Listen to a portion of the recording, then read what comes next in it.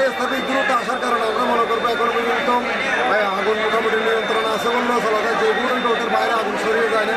আমরা প্রতিবারে অগ্নিকাণ্ড হলে এখানে যেটা আমরা ফেস করি সেটা হচ্ছে আমাদের গলিগুলো শুরু হওয়ার কারণে ফায়ার সার্ভিস দ্রুত মুভ করতে কষ্ট হয়, সেই জন্য আমাদের মূল সমস্যা। আর মার্কেট কমিটি, বিশেষ করে আমাদের কমিটি থেকে মার্কেট কমিটি থেকে অগ্নিনির্বাহ পর্যাপ্ত ব্যবস্থা থাকে। আসলে যে অগ্নিকাণ্ড যে ব্যাপক আকারে ছড়িয়ে যায়, যে ব্যবস্থাগুলো আমাদের থাকে সেগুলো দিয়ে কভার করা সম্ভব হয় না। ইতিমধ্যে আমাদের যে ফায়ার সার্ভিসেরদেরকে আমরা এখানে আমাদের যে পানির রিজার্ভ ট্যাঙ্কি, ওই রিজার্ভ ট্যাঙ্কি থেকে ওনারা পানি ব্যবহার করেছেন। তো অবশ্যই আমাদের প্রতিটা মার্কেটে রিজার্ভ ট্যাঙ্কি এবং ব্যবস্থা করার জন্য হয়তো আগামীতে আরও ব্যবস্থা করার জন্য মার্কেট কমিটিকে আমরা দাবি জানাবো আর কি। ধন্যবাদ।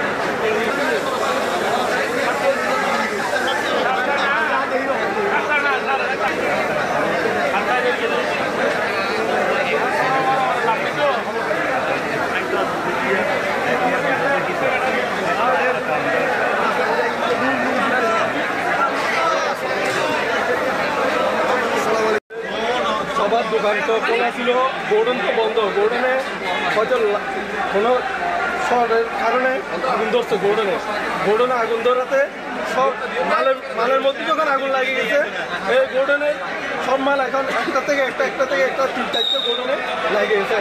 এখনো পর্যন্ত নিয়ন্ত্রণে আসছিল, মাঝখানে আবার এখন আবার আগুন বেড়ে গেছে। এখন এই পরিস্থিতিতে আছে। ফায়ার সার্ভিসের ভাইরা অনেক কষ্ট করছে।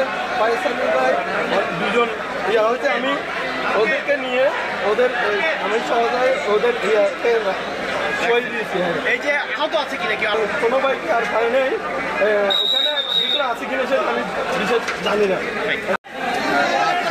আমাদের বাসার বিষয় সংবাদ পাই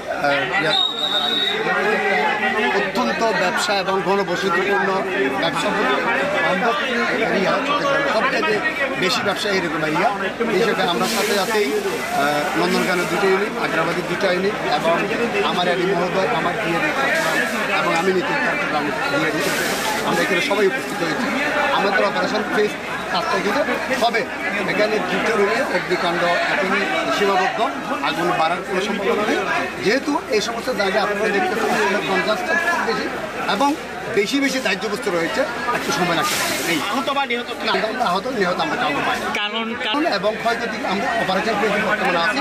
অপারেশন ফেজ করে আমরা যখন রিপোর্টিং ফেজ করবো তখন আমরা কারণ ক্ষয়ক্ষতি জানাতে পারবো। আমরা আগুন বাড়তেছে না সেটাই, যেহেতু আমার